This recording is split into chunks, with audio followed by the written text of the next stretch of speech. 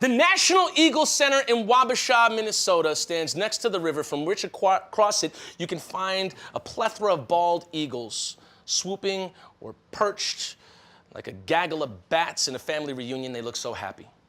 As a younger man, I once saw a bald eagle beset in a stray current of wind. Both its wings were outstretched, hugging the curve of our great planet. It was so monstrous and moving so fast through the air. My younger mind mistook it to be a pterodactyl or some mythological creature come to snatch us humans up and to eat back at its nest. The National Eagle Center in Wabasha, Minnesota showcases 5 eagles, all having incurred a life-altering injury, allowing them to not fly anymore, basically. Columbia fractured her right shoulder in a car accident and was found to have lead poisoning. Harriet broke her left wing in a car accident as well and had to have it amputated. Donald.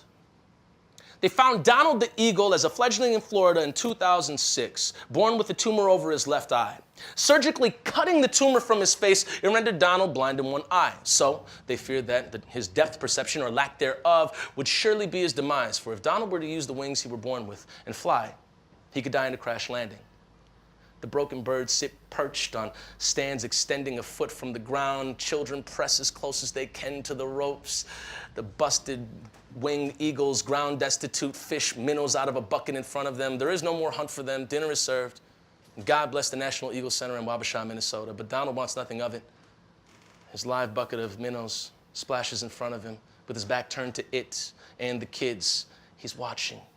He's looking. His one eyeball is scanning and surveying the window between him and the river beneath the flight party of bald eagles free to take off and land as they please. It is clear at this moment, Donald would rather risk his life to do the one thing he was born to do, fly, than to sit in a well-furnished prison. He knows that he is the only able-bodied organism with working wings in the building. He is still as a painting until his head turns towards the audience. His one eyeball, it's looking at me. It's peering into my shallow and curious soul. Hey, he says. You talking to me? I say, yeah. You know, if they just take this simple leather strap off of my leg, I could show these people. I could show them and their armchair liberal environmentalist agenda I can do this. You look out that window, you see a river and trees on the other side of it. But tell me, have you ever seen the wind? Have you ever seen leaves flicker and flutter like the wings of a butterfly while still slave to the branch? Have you ever seen ancient trees, ancient families of trees, swaying and acquiescing for acres? Have you ever seen the dirt lift from the ground, dance, dash, and dance again? You humans are funny. You're always going somewhere, you're always studying something, but you're never enjoying it. You're not. Tell me, have you ever seen the wind?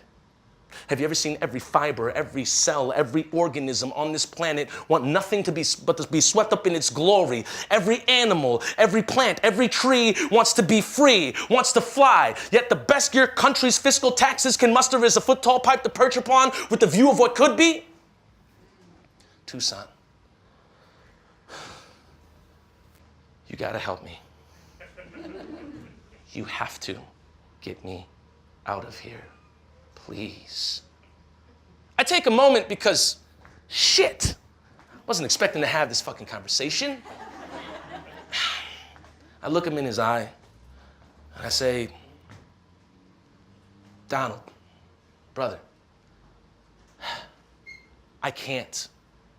I wish I could. And I am so sorry about that. The eagles inside the building envy him, obviously, for his able-bodied wings. The eagles outside, still able to laugh at us humans with their birthrights to defy gravity, envy him for his mind. They risk nothing in flying. But Donald, he would risk it all. It's clear. He takes a minutia of satisfaction in watching his brothers and sisters' freedom through a thick pane of glass. It's clear. I have been standing and staring for an obscene and perhaps perverse amount of time at this bird.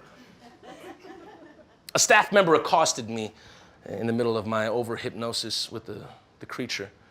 She leaned in.